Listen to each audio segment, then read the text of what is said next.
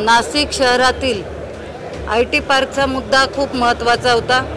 आता ज्या निवडणुका झाला, मग लोकसभेची निवडणूक असेल, महानगरपालिकेची निवडणूक असेल, विधानसभेची निवडणूक असेल, यात हा मुद्दा प्रामुख्याने आला की IT पार्क नाशिक शहरामध्ये असणं खूप गरजेचं आहे।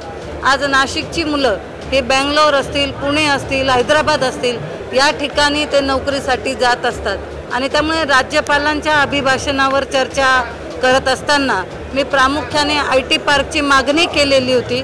आदरणीय देवेंद्रजी फडणवीस आपले मुख्यमंत्री यांनी आता उत्तर देताना जाहीर केलेलं आहे की 335 एकर जे आडगाव शिवारात नाशिकमध्ये आहे त्यावर त्यांनी IT पार्क प्रस्तावित होता, त्याला लागून 40,000 चौरस मीटर ही जागा महानगरपालिकेने आता अधिग्रहित केलेली आहे आणि लवकरच वास्तुविशारदाची नेमणूक केलेली आहे आणि अद्ययावत IT पार्क नाशिकमध्ये करू असं त्यांनी जाहीर केलेलं आहे।